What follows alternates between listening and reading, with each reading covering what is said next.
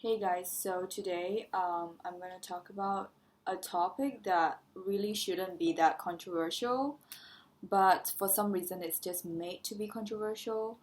And I just thought that I should be speaking up on it because not a lot of people dare to speak up on it. Like, a lot of people I know think that way. They just don't dare to voice it out because they're afraid that people would, kind of descend upon them as a mob and criticize them and just silence them or cancel them. Anyway, so the topic is the problem with mass student movements. And well, for this topic, I'm going to be touching on a few areas. Okay, so some of it would be on the media narratives, and some of it would be my own personal experience and also my own observations based on, videos online and reports online and just what I have seen, um, the behavior of people in those movements, and also just warning you from a historical perspective why mass student movements can be something that is potentially dangerous and just things that you should be wary about. If you are a student yourself, or if you have interacted or have some kind of um, impact, okay, if you have some kind of impact from these movements. So to start off, I would like to disclose that when you look at how the media portrays student movements, it is not really exactly the way that it actually is, because the reason for that is that media narratives tend to be very biased towards a certain group of people that they support. So, if you have certain corporations or certain groups of people who support the movement, then, the media funded by those corporations or those individuals tend to be spinning the narrative in a positive light. And the opposite is true for those media narratives that are against the movement. So, when you look at the truth of, or the many kind of sides to the actual reality of the movement, you have to look at it from a more, I guess, observational point of view. Like, you are the third person and you're just looking at what's actually going on, like the real evidence of what those people have been up to and what they have been doing, and not just listen to how the media portray them. So I think that the most important is to really look at the movements as themselves, like by themselves, by their own actions, like how they behave and so on. Um, so I would like to talk about my own personal experiences with student movements. A disclaimer, I'm not making this video to make it sound like all student movements are bad. And I do think that there is a potential for student movements to do good. But it has to be people have to be very aware of the pitfalls of such movements, because so often I see people just glamorizing movements because that's how they are supposed to be, right? Because the media tells them to glamorize it, or because they just feel like, oh, it's a student movement, so it has to be something great, because students are selfless, and that is not really the case when you look at it from a reality standpoint, when you actually look at what you're doing. So I'm going to talk about my own personal experiences to start off. So definitely before I started to study in the States, before I ever went to America, I had a very different perception of student movements. I definitely bought into the whole media narrative of student movements being very selfless, being full of people who want to change the world. And of course, there are people in those movements who want to change the world, who are selfless in, I guess, I don't really like the term selfless, because I think everyone kind of does things for themselves in one way or the other, but I guess they do want to help out and so on. So I'm not saying that everyone in the movement is ill intention or anyway. But I definitely had a very simplistic understanding of student movements or student initiated movements before I went to the States, before I actually witnessed them myself. So I just thought, protesters and students who protest are just, just very honest, and they want to exact change in the world, and they're doing these things to kind of make the government more aware of the problems, on the ground, and those are legitimate. Like, there are issues obviously with the government everywhere. Actually, there are problems in society that people are not facing up to. And so I felt like, it is actually very good to have people who stand up against that, to show that like they have a voice and so on. But then when I actually went to the States to study, okay, I had very different understanding of student movements because of my own, like, just seeing those movements, how they play out. Like, it really is not the same as, sitting behind this, like, I guess looking at the reports from miles away. So I definitely had some personal experiences, I would say, with some of the movements. So one of the very prominent movements on my campus was the Black Lives Matter movement. And again, I'm not like discrediting the whole movement. I'm not saying every single person in that movement is behaving in that way. But there are definitely some instances where I felt like the movement was not really thinking about how they're going to benefit people. And there are definitely like messiness within the movement itself. And it actually caused a lot of inconvenience to people. And so one time was when they held a protest in the library. And it was literally like, I think it was near the finals, and people were, a lot of people were very stressed out, and they were obviously in the library because they were trying to catch up on work and so on. And at that time, the movement was already very, very prominent in the States. Like, I'm pretty sure everyone has heard of it in one way or the other. So it wasn't really an awareness issue. Like, I would say like a lot of people have already heard of it. But for some reason, they kind of chose to hold the protest in a library.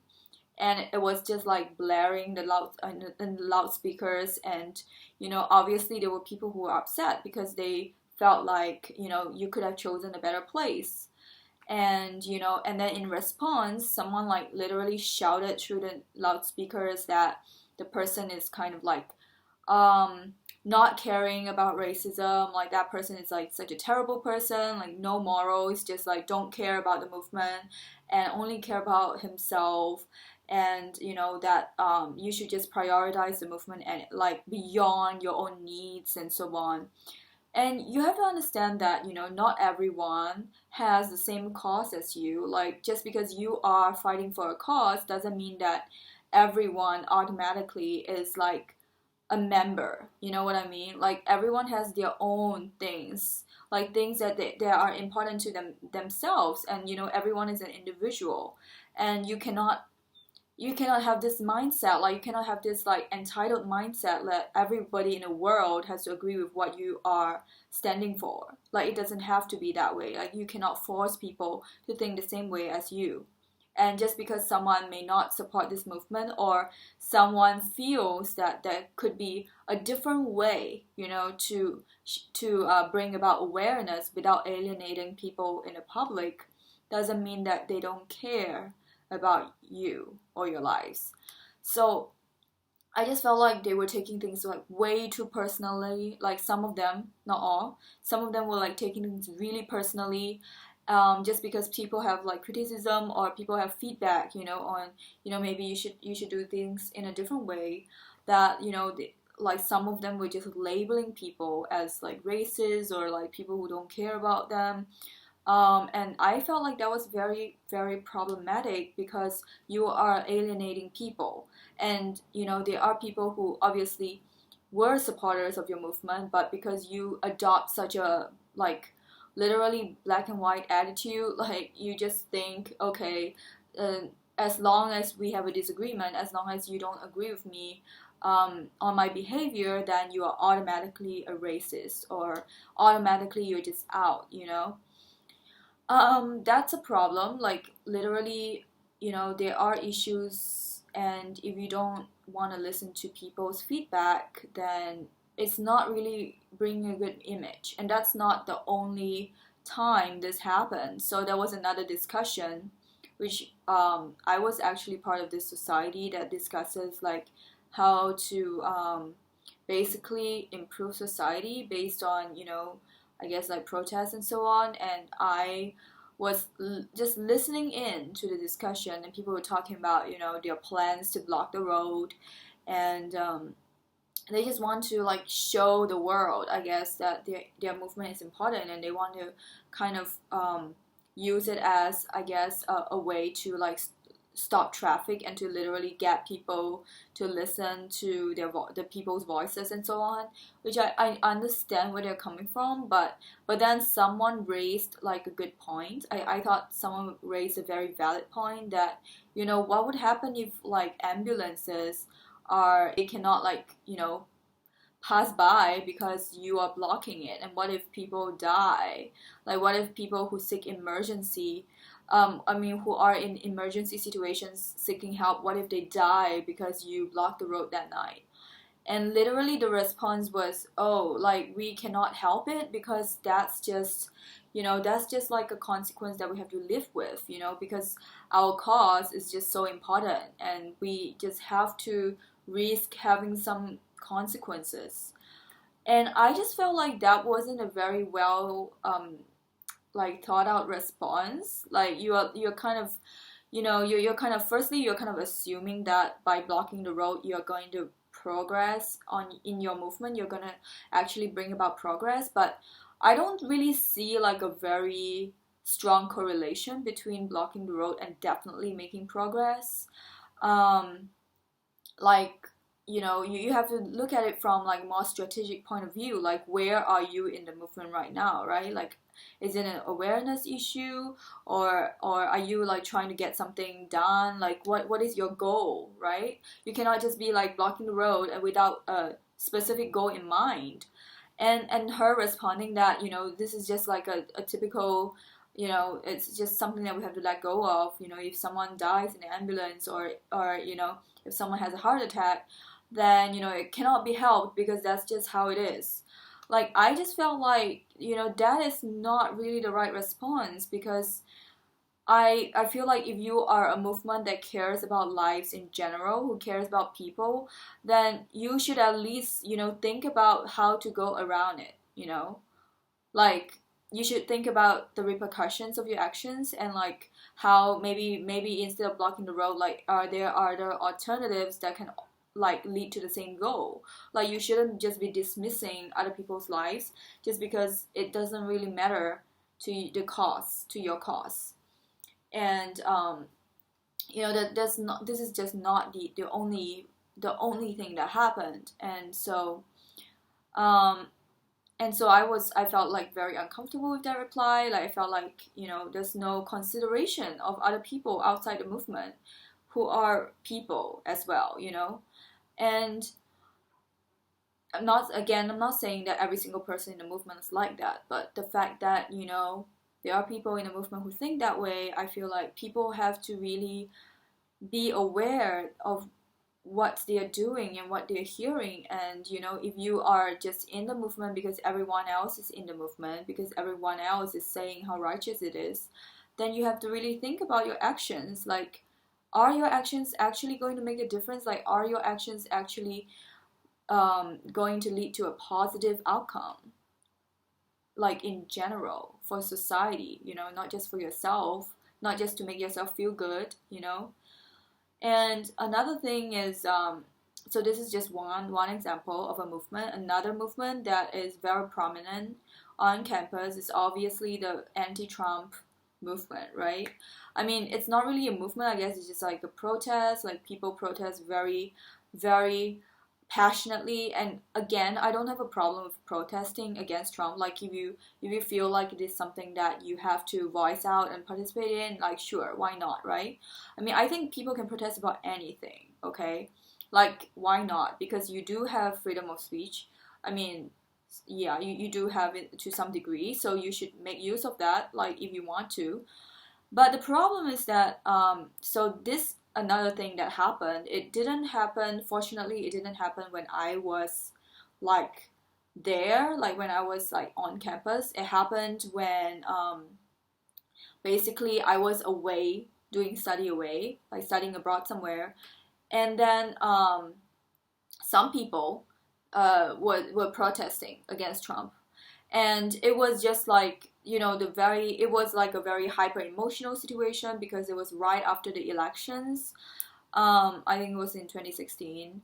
And literally someone, I forgot what was the cause of the commotion. It was either like the election results, or it was like someone was coming to campus to speak, and that person like happened to be a right-wing speaker or something. I cannot remember the exact cause, but it was definitely something against Trump or something against like conservatives and so on.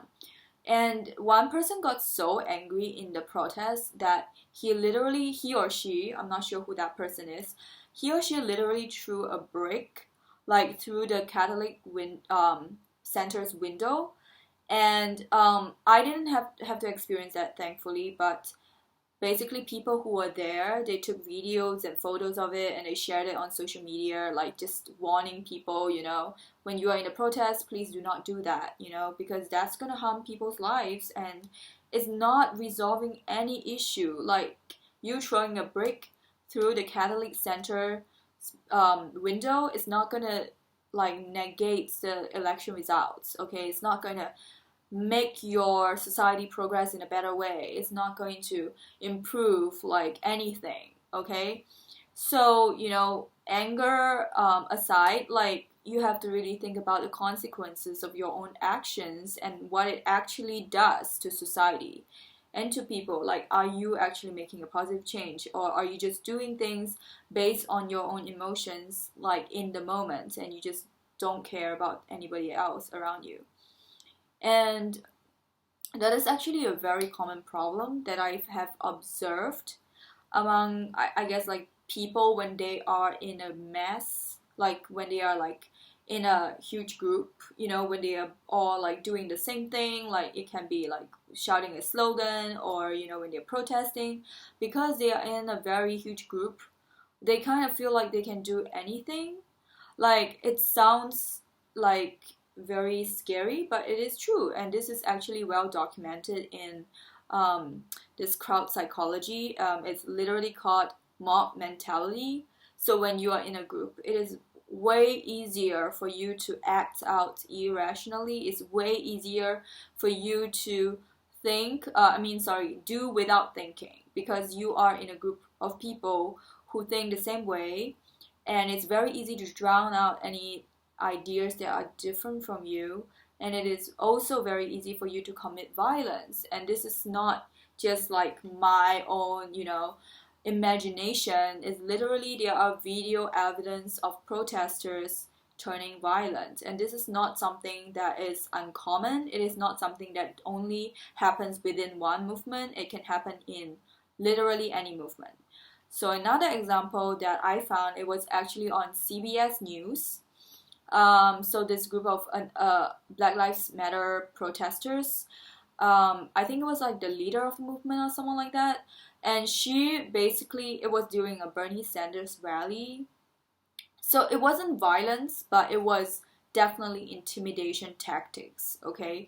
So it was during a Bernie Sanders rally where he was like about to make a speech, and then these two BLM Black Lives Matter protesters just went up and to the podium, and they started shouting at this person who is like going to ask Bernie Sanders to speak at the podium. They're gonna like announce, and then he went up, and then they like basically shouted him down. Like they just hijacked what he was like going to talk about, okay? They just took over.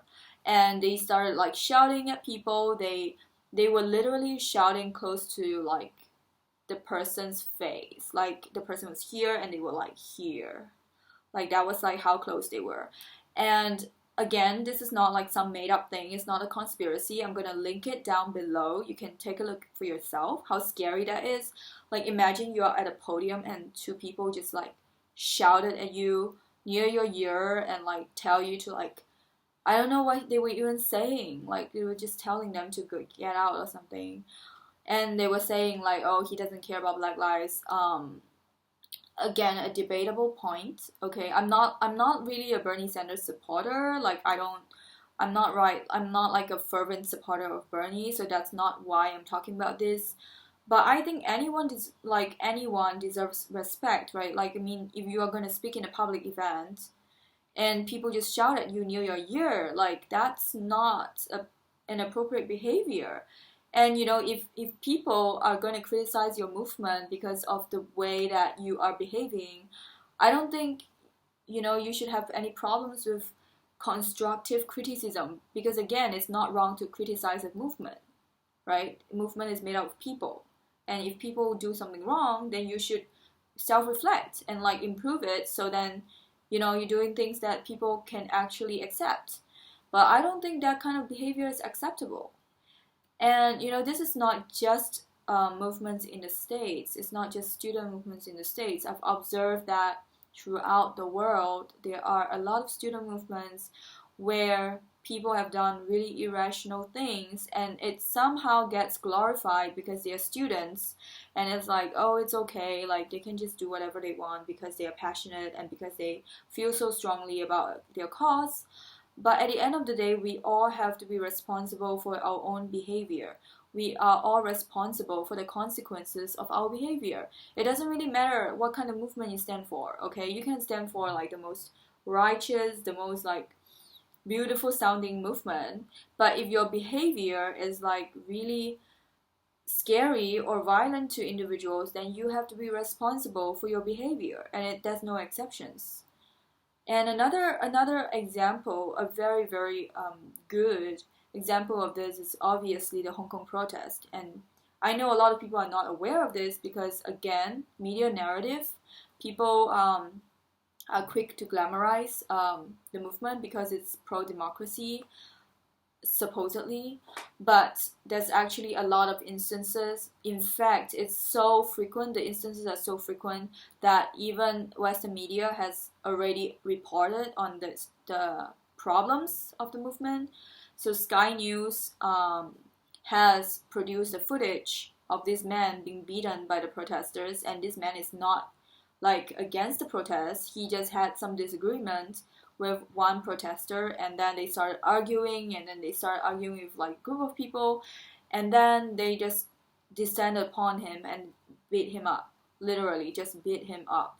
Okay, and again, I'm gonna link the video down below. Sky News belongs to Australia, so it's definitely not like, it's not like politically against the movement or any way, but the reporter just want to be honest, right? So that's actually what's going on. They were beating him up, and then even after he tried to hide in a corner, they still proceeded to beat him up. Like they still continued. And when people tried to shield him away from the protesters, from the very group of angry protesters with like umbrellas, they were basically still throwing stuff at him. They were throwing water at him. They were throwing like all kinds of objects at him. Okay. And this is not an isolated incident. Like there was also an instance of a man literally being lit on fire because he argued with one of the protesters. He was like in disagreement with like, I guess, the way they were carrying out what they were doing because they were being violent. And then he got chased down by a group of protesters and lit on fire. And again, I'm gonna link it down below for people who are not aware of this incident because it wasn't reported widely. It was reported, but the footage was not like shared widely, I guess. So what I'm trying to say is that, you have to be very careful. Whatever movement you're part of, okay? At least do not do things that are against your own principles as a person. Like that's all I'm asking, right? I'm not asking you to, okay, denounce all movements. I'm not asking you to not join any movement, but just to be careful and to really think about, are you doing these things because they are for the common good? Are you even acting out your values? Are you acting out your basic principles as a person? Or are you just following the crowd and doing things because, you are glorified, because people praise your movement, because it's a student movement and everyone is like so supportive, and you know you're supposed to be like righteous and doing great things for society, but then your own personal behavior is reprehensible. Like, are you actually taking responsibility for how you individually behave? And that's a problem I see. And a lot of people are quick to ignore that because, again, it's like, you know, student movements have a very, very, I guess, like martyr like complex. It's almost like they are just this untouchable group. You cannot say anything negative about them because they're students, and students are supposed to be this and that, and you know, students are supposed to be fighting for society and like doing all this great stuff. But look at the reality of what they are doing, and you have to be able to say certain behaviors are just not okay. Like, certain behaviors is just not acceptable for the society. And you know, if you cannot self-reflect, if you cannot even voice out criticism, then where has society come to, right? Like, to put them on such a pedestal, like to just make us all support them and not point out like there are serious flaws in this movement that you have to look into, that you have to address. So I would end with this again, this historical reference. I think I mentioned it in a previous video, but I'm gonna mention it again because this is so relevant.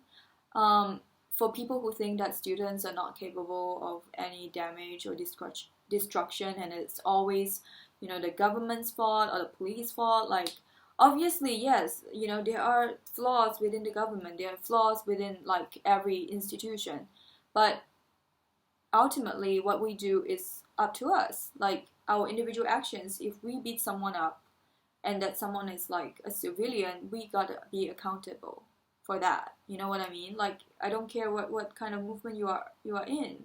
It can be literally anything. If you beat someone up or burn someone alive, you should be accountable for it, okay? It does not matter what kind of movement you belong to.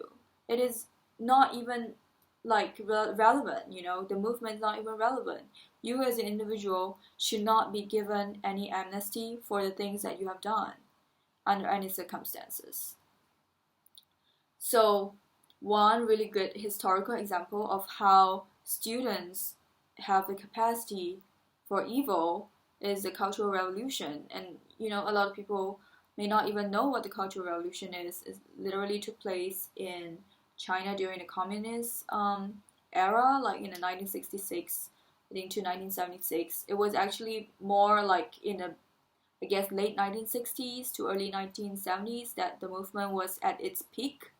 So I know you're gonna say like, oh, it's communist, so it's not relevant to pro-democracy, or you know, it's not relevant to a democratic movements. It's not relevant to movements in other countries. No, it's relevant because people are people wherever you go. Like, mob mentality works the same way, right? Like, people in a group, they can just do a lot of crazy stuff, and this is the same like in any country, in any region of the world.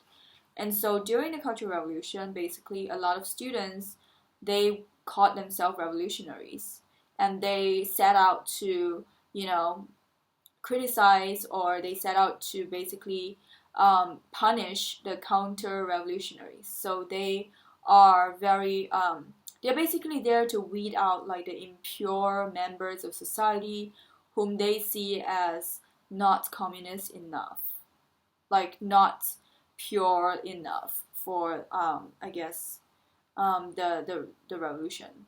So they went around literally beating people up who just have a slight disagreement, who have like a slight deviation from their own ideology, and it got to the point where they killed people. Okay, they literally killed people. They killed teachers, they killed principals, they beat people up to the point where people were paralyzed, and it was just a horror story, okay? But the fact that it's a horror story is also a very sobering story that I want people to think about. You know, when you look at the student movements, and I can list a very huge amount of them, right? You know, whether it's like BLM or pro-democracy or like anti-corruption or just any movement in the world, right? A climate strike or whatever. Like, look at the behavior of people in that movement. Like, if you do participate in a movement, look at the behavior of people around you and make sure that they are accountable for their own actions. That's all I'm asking. I'm not asking for people to demonize all movements, but to really be accountable and to hold other people accountable. If someone's behavior goes out of line, you have to point that out, and you have to make sure that they are responsible for the actions that they have enacted upon other people. And so that is my take on the problem of mass student movements. And let me know what you think in the comments below. And I would address similar social issues in my next video. Bye.